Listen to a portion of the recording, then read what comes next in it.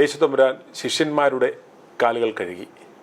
ഇതേ മാതൃക അനുകരിച്ച് മെത്രാന്മാർ സെലക്ട് ചെയ്ത നല്ല വൃത്തിയുള്ള കാലുകളുള്ള പാതിരിമാരെ നോക്കി അവരുടെ കാലുകൾ കഴുകുന്നു.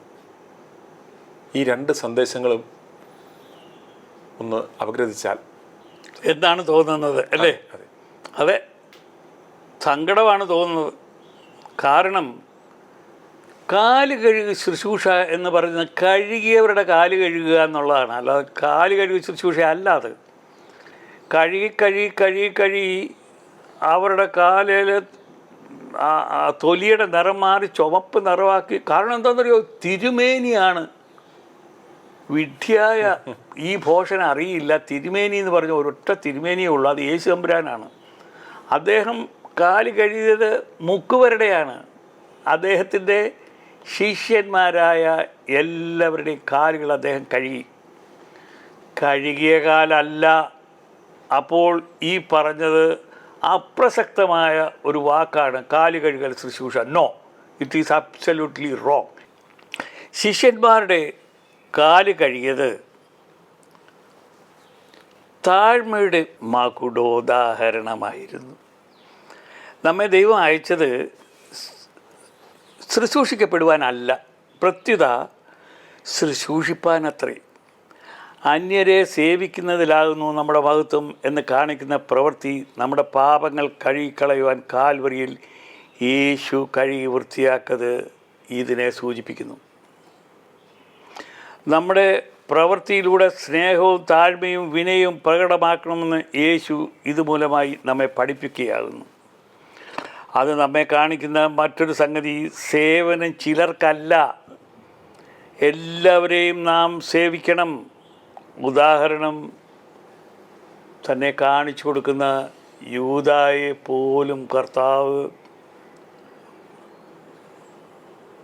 അപ്പം നുറുക്കി അവൻ്റെ കയ്യിൽ കൊടുത്തു. അവർ രണ്ടുപേരും കൂടി ഒരുമിച്ച് ഒരു താലത്തിൽ നിന്ന് കഴിക്കുന്നു. ഇത് കർത്താവിൻ്റെ നേച്ചർ അതായിരുന്നു. നമ്മുടെ പ്രവൃത്തിയിലൂടെ സ്നേഹവും താഴ്മയും വിനയവും പ്രകടമാക്കുന്നു. യേശു ഇതുമൂലമായി നമ്മെ പഠിപ്പിക്കുന്നത്, അത് നമ്മെ കാണിക്കുന്ന മറ്റൊരു സംഗതി സേവനം ചിലർക്കല്ല, എല്ലാവരെയും നാം സ്നേഹിക്കണം. നമ്മുടെ ജന്മശത്രുവായ യൂദായെ പോലും അവിടുന്ന് സ്നേഹിച്ചത് കണ്ടില്ലേ? ഇത് ഒരിക്കൽ മാത്രമല്ല, ജീവിതകാലം മുഴുവനും തുടരണം.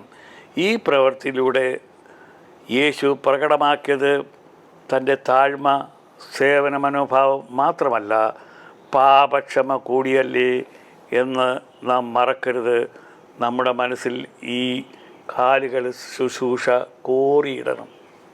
ഇന്നുള്ള നമ്മുടെ പൗരോഹിത്യവർഗത്തിൻ്റെ ഒരു പ്രവൃത്തി കണ്ടാൽ, ഇവർ ഈ വർഷത്തിൽ ഒരു ദിവസം പെസഹാ ദിനം മറ്റുള്ളവരെ ബോധിപ്പിക്കുവാൻ കാണിക്കുവാൻ വന്ന് ഈ വേഷം കിട്ടുന്നതല്ലാതെ ഇത് നൽകുന്ന ഇതിൻ്റെ ഒരു ആന്തരിക സന്ദേശം, യജമാനനാകുവാൻ ആഗ്രഹിക്കുന്നവൻ വൃത്തിനാകുക എന്ന് അല്ലെങ്കിൽ ദാസനാകുക എന്ന് പറഞ്ഞതുപോലെ ഇവർ ആ ഒരു ചക്രപഥത്തിൽ വിരാജിക്കുകയും മറ്റുള്ളവരെ കൊണ്ട് ഇവരുടെ പാദസേവ നടത്തുകയും പാദം കഴുകുകയും ചെയ്യുന്ന ഇവർ ആ ഒരു ദിവസത്തിൽ മാത്രം നടത്തുന്ന ഈ ഒരു നാടകം ശരിക്കും ഇവർ സ്വയം അപഹാസ്യരാകുകയല്ലേ ഇതിലൂടെ ചെയ്യുന്നത്? തീർച്ചയായും. അത് മാത്രമല്ല, ഇതൊരു പാപകർമ്മമായി മാറ്റിക്കളഞ്ഞവർ. കാരണം പ്രഹസനം ഒരു കാര്യത്തിലും നമ്മുടെ കർത്താവിന് ഇഷ്ടമല്ല. നമ്മൾ എന്തെങ്കിലും ചെയ്യുന്നത് ആത്മാർത്ഥതയോടുകൂടി ആയിരിക്കണം. തന്നെയല്ല, ഈ ഒരു ദിവസമല്ലാതെ വേറൊരു ദിവസം പോകട്ടെ, ഈ കഴുകിയവരുടെ കാലല്ലാതെ വേറൊരാളുടെ കാലം ഒരു കഴുകുകയോ ഇല്ലല്ലോ. അതെ. അപ്പോൾ ഇത് ദൈവത്തെ ഒരു ജാതി കളിയാക്കുന്ന ഒരു സമ്പ്രദായമായിട്ടാണ് എനിക്ക് തോന്നിയിട്ടുള്ളത്. ഞാൻ അതിനെ അങ്ങേയറ്റം എതിർക്കുന്നു.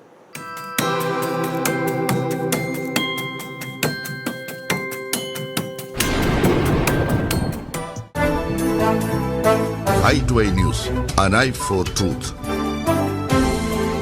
i2i News സബ്സ്ക്രൈബ് ചെയ്തിട്ടില്ലാത്തവർ ഇപ്പോൾ തന്നെ സബ്സ്ക്രൈബ് ചെയ്യുക. നോട്ടിഫിക്കേഷൻ ലഭിക്കുവാൻ ബെൽ ബട്ടണും അമർത്തുക.